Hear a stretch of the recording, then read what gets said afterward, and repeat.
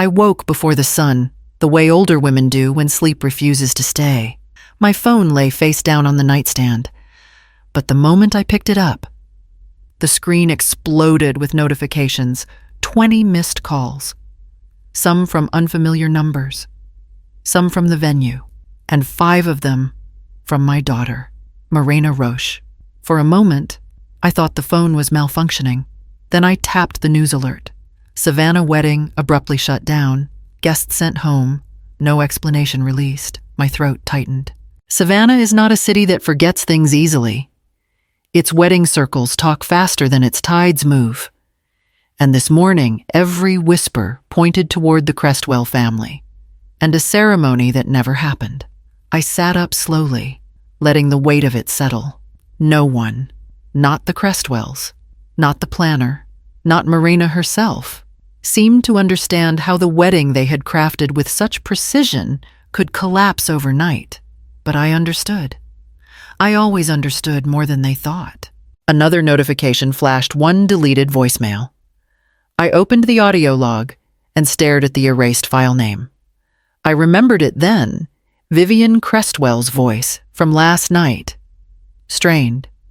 Something close to panic, breaking through her usual silk and ice composure. Evelyn, we need to talk. Call me back immediately. I had deleted it the moment it came in. I did not need to hear her finish. The phone vibrated again. A text from my neighbor, Ruthie Alden. Are you seeing the news? They are looking for a statement from you. I set the phone down, took a slow breath, and let the quiet settle around me. I had spent 72 years surviving storms far worse than a ruined wedding, and if the city wanted the truth, they would hear it soon enough. But not before I reminded myself how this all began, with one sentence from my daughter, spoken without hesitation, the kind that ends something inside a mother. I stood, reached for my robe, and walked toward the kitchen. It was time to remember exactly what Morena had said to me that made me walk away without a word. I remember stepping into the church foyer, the air holding that stiff, artificial cheer people force themselves to wear when they sense trouble. A few of Morena's co-workers stared too long, then quickly looked away. Someone murmured a greeting that sounded more like an apology. I kept moving, smoothing the sleeve of my navy dress, steadying myself the way I always had when the world felt too sharp. Cora Lindell, the planner, spotted me first. Her clipboard trembled before she hid it behind her back. Mrs. Roach, she said, voice thin, I did not think you were coming. That makes 2 of us, I answered gently. Her eyes darted toward the main hall, as if she was waiting for permission to breathe. Before I could ask anything, heels clicked rapidly across the tile. Morena, her makeup was perfect, her posture stiff, her smile carved out of something that used to be tenderness. She stopped just close enough for me to smell the nervous citrus of her perfume. Mom, she said, swallowing. You should have called first. I received the invitation, I replied. I assumed that meant I was welcome. Her eyes flicked toward Cora, who immediately stepped away, pretending to rearrange programs. Morena lowered her voice. We did not plan for you to attend. I waited, letting the words land where they wanted. She did not take them back. She continued, barely audible. Vivian thinks it might disrupt the aesthetic. The photographs are very curated. There it was. A sentence wrapped in silk but made of steel. A daughter choosing elegance over blood. I nodded once. A small, careful gesture. Well, I said softly, thank you for letting me know. She blinked, surprised by how quietly I accepted it. I did not trust my voice to say more. I touched her arm, not expecting warmth and receiving none, then turned and walked through the same doors I had entered 15 minutes earlier. Every step felt like stitching shut a wound I had hoped would never open. I reached my car, started the engine, and drove home without looking back, the sentence repeating itself more loudly than any argument could. When I returned home that afternoon, The house felt too quiet, the kind of quiet that presses on your ribs. I hung my purse on the hook by the door, walked straight to my bedroom, and pulled the small brass key from the teacup where I kept it hidden. The bottom drawer of my dresser clicked open. Inside was the binder, the one no one knew existed, the one I began when Marina was 16 and dreaming of things I could barely afford. I laid it on the bed and opened the first page. My handwriting stared back at me. Balance sheets from my bakery days. Notes scribbled in the margins, extra shift taken. Holiday orders. Private catering. Every dollar. Saved for her future. The next page held the contracts. Florist. Venue. Catering.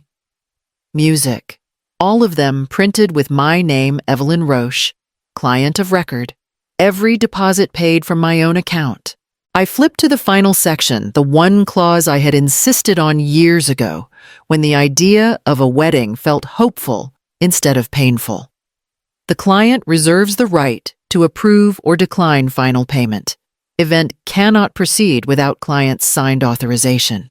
I read it once, then again, feeling the contrast between the legal certainty on the page and the uncertainty inside my chest.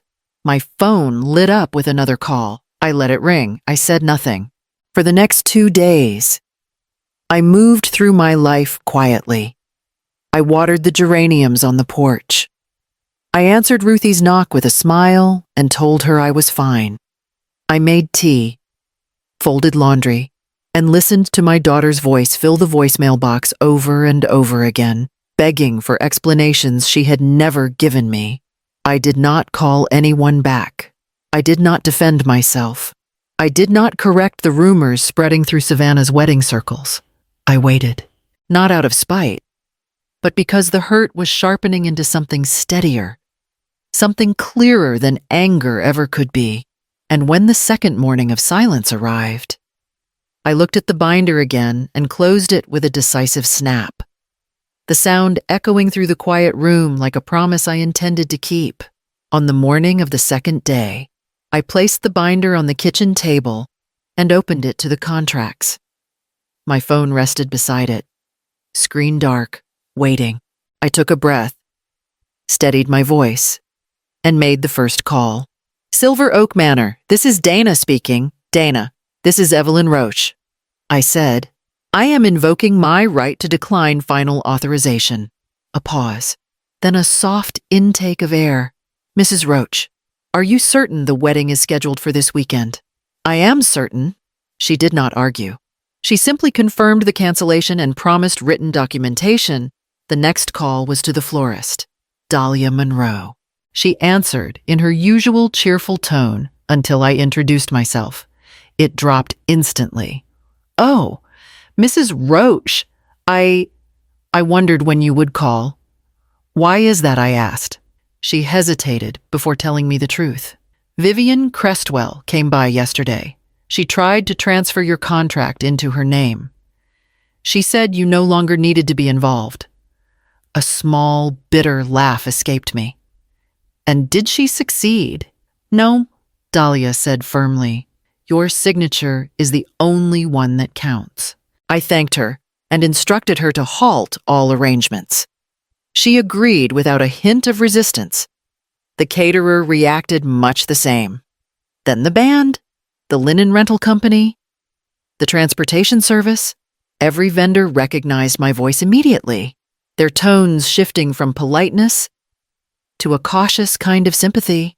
Cora Lindell, the planner, called me back within minutes. Mrs. Roche, she said, breathless. I just received a dozen cancellation notices. What is happening? I am executing my rights under the contract, I replied. You mean you are canceling everything I am? Cora exhaled. A long, unsteady sound. They are not going to take this well. They already took what mattered, I said quietly. This part is simply paperwork. After the final call, I closed the binder and slid it back into the drawer. The house settled into silence again, but it felt different now. Less like an empty room, more like the pause before something inevitable. The collapse had begun, and none of them knew yet that I was the one who pulled the first thread. By late afternoon, the quiet I had protected for 2 days shattered. My phone lit up, vibrating across the kitchen table like it was trying to escape. One call after another, then voicemails, then more calls. I let them stack until I could not ignore the flashing notifications anymore. I pressed play on the first voicemail. Vivian's voice burst through the speaker, sharp enough to sting. "Evelyn, this is outrageous. Do you understand the humiliation you have caused? Guests flew in from 3 different states. You fix this immediately." I deleted it before she finished speaking. The next message was Julian Crestwell, voice cracking, despite how polished he usually sounded. "Roach, please, just call me. We can sort this out. My mother is overreacting, just to prove the payments. Please." I sat down, letting the desperation in his words sink into the room. Then came Morena, my daughter. Her voice hit me hardest. "Mom, what did you do? Why would you do this? You ruined everything. Call me back. Please, just call me." She sounded frantic, but not once did she acknowledge what she said to me at the church. Not once did she say my name with the softness she used to. Another voicemail arrived from the venue coordinator. "Mrs. Roche, if we do not receive confirmation within 24 hours, we will release the date to our wait list. Please contact us immediately." The pressure was building, but none of it felt heavier than the silence Morena had wrapped around me 2 days earlier. My phone buzzed again this time. A message from Ruthie. "You're trending on TikTok. Someone posted a clip of you walking out of the church." I opened the link. The video showed me stepping out the door, calm, quiet, alone. The caption read, "Bride's mother walks out wedding canceled 2 days later." Thousands of comments. Some accusing, some cheering, most confused. I watched myself on the screen, the woman who kept everything together until she no longer could. I locked my phone, set it down gently, and let the noise settle in the background. There was no point rushing to explain anything. The truth had a way of finding its own stage. By the next morning, I knew I needed more than silence. I needed someone who understood the weight of signatures and the truth hidden between lines of print. So I carried the binder to the small brick office on Whitaker Street, where Celine Hawthorne practiced law with the kind of calm confidence that made even angry men sit up straighter. She greeted me with a slight smile. "Mrs. Roche, come in. Ruthie told me you might be calling." I handed her the binder and sat while she flipped through the pages. She read quickly, eyes narrowing the farther she went. "Did you know," Celine said, tapping one sheet, "that Vivian Crestwell contacted the venue last week? She tried to have your name removed from the client section. I suspected something like that." I replied, "They all acted like I did not exist." "She also attempted to transfer your florist contract," Celine continued. "Dahlia refused without your signature." I let out a slow breath, and Marina Celine turned to another page, an amendment I had not seen. "Your daughter signed a modification to the transportation contract. She had no legal authority to do that. The company almost processed it." My chest tightened, not from surprise, from confirmation. Celine closed the binder gently. "You have grounds for a contract interference claim, and possibly damages for emotional harm. People underestimate how airtight your paperwork is." I stared at the leather cover, the years of sacrifice stitched into every line of ink. "Mrs. Roche," Celine said softly, "before I move forward, I need to know something. Do you want revenge or justice?" I felt the answer settle inside me, not sharp, not loud, but solid. "Both," I said, in that order. Celine nodded once, as if she expected nothing less. "Then we will proceed carefully and publicly." They made their choices in front of witnesses. We will let those witnesses watch the consequences. I gathered the binder, feeling the room shift around me. The ground was no longer beneath their feet. It was beneath mine. The mediation was held in a glass conference room at the courthouse annex. a place usually reserved for political disputes and business feuds. Celine walked beside me with her usual steady stride, while the room filled with the soft shuffle of reporters waiting beyond the hallway doors. Savannah loved a scandal, and this one had teeth. Vivian Crestwell sat at the opposite end of the table, hands folded too tightly, pearls sharp against her skin. Julian hovered beside her, jaw clenched. Morena sat between them, shoulders drawn up, eyes fixed on the table. The mediator, a tall man with a weary expression, opened the session. "We are here to resolve matters before litigation becomes necessary." Vivian leaned forward immediately. "There has been a misunderstanding. Evelyn acted irrationally and sabotaged the event. We bear no responsibility." Celine didn't raise her voice. She simply opened the binder. "Let us begin, then." She slid the first document across the table, the text message, where Morena wrote that I did not fit the aesthetic. Vivian's jaw twitched. That was taken out of context. Celine placed the second page down. "This is your attempt to transfer the florist contract without legal authority?" Julian's eyes widened. Morena's breath hitched. Then came the bank statements showing every deposit I paid, followed by the exclusion message Morena sent to the planner. The mediator raised a hand, stopping Celine from continuing the pile. "Mrs. Crestwell," he said, "your family is exposed to a significant contract interference claim. To avoid court, a public apology will be issued by both you and Miss Roche." Vivian stared at him as though the word apology was a foreign language. She turned to Julian for support, but he looked away. Her voice cracked first. "Fine. I will apologize." All eyes moved to Morena. She swallowed, hands trembling. I will too. I am sorry." "Mom." The words landed with no triumph, only the echo of everything that had come before them. It was early evening when I heard the knock. Not frantic, not timid, just a single, uncertain tap. When I opened the door, Morena stood alone on the porch, arms wrapped around herself as if she had nothing left to hold on to. "Can I come in?" she asked. Her voice was hoarse, as though she had argued with ghosts all day. I stepped aside, and she walked past me into the living room, stopping only when she reached the edge of the sofa. She didn't sit. She just stood there, breathing hard. "I owe you the truth," she said. I didn't answer. I waited. She pressed her hand to her forehead. "Vivian, she told me I needed to upgrade my image. She said fitting into their family meant letting go of anything that made me look small. That included you." Her words didn't sting the way I expected. They landed like the final piece of a puzzle I had spent months assembling. "She said your life was too simple," Morena continued, "that people would judge me for it. She kept reminding me of how she grew up, how Savannah society works, how appearances are everything." "And you agreed," I said quietly. Morena's eyes filled. "I thought I had to. Every time I pushed back, Julian took her side every single time. I kept thinking it would get better once we were married. But then," she looked at me fully for the first time, and her voice broke.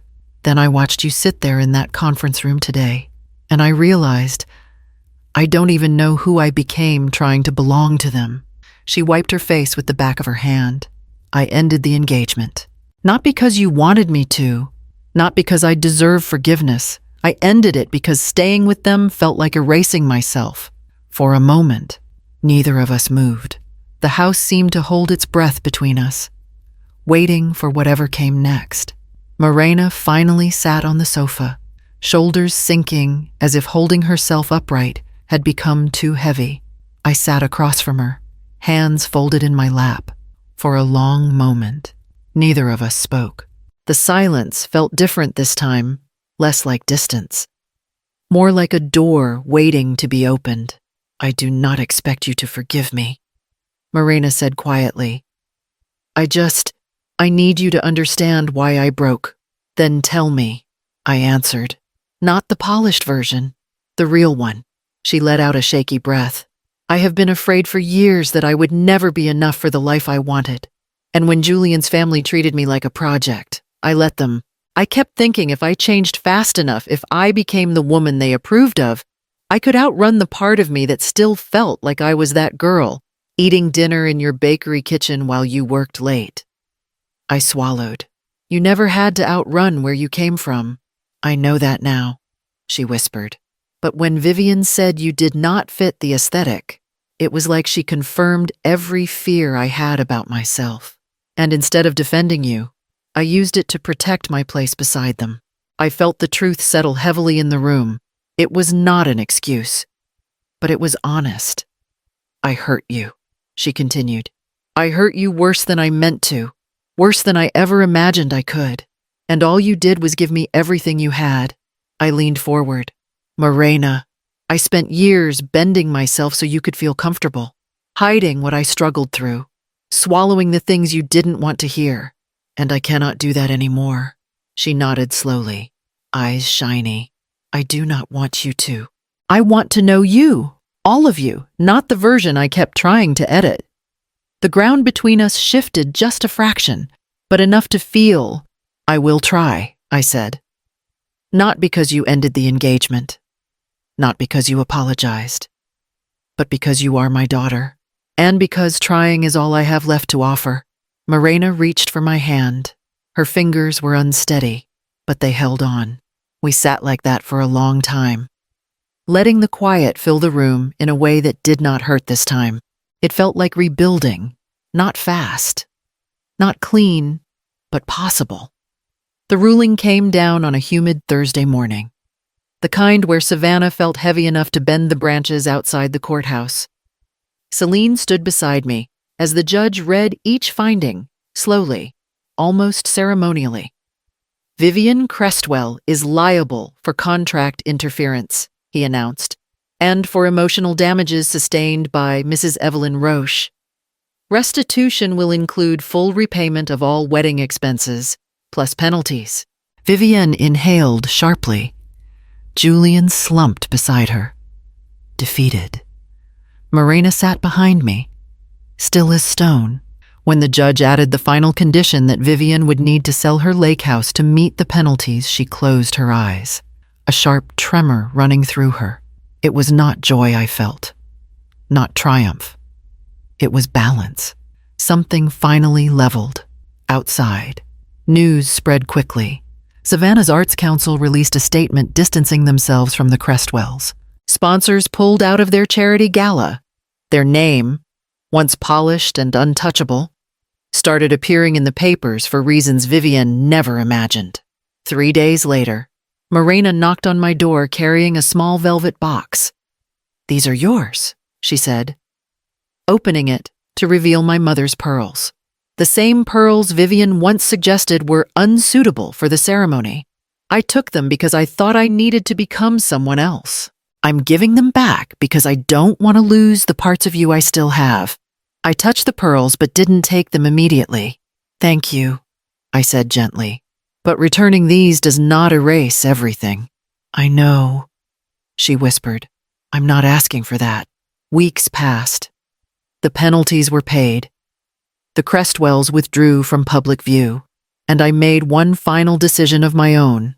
I purchased a one-night rental at Silver Oak Manor, the very venue where I wasn't meant to attend. When the contract processed, the manager blinked at me, hosting a wedding. "Mrs. Roche-Nomos," I said, "a dinner." I sent invitations across Savannah to women I had met, women who had written to me after the mediation, women who once found themselves pushed out of celebrations they helped build, mothers, grandmothers, stepmothers. We named the event "The Women with Nowhere to Sit." That night, laughter filled the hall where I had once been told I did not belong. A local reporter asked if she could run a feature. I said yes. As I stood at the front of the room, watching these women take their seats without hesitation, something inside me settled into place. I did not need a seat at anyone else's table. That night, I owned the whole damn room. If you felt this story, remember to like, share your thoughts in the comments, and subscribe for more true stories.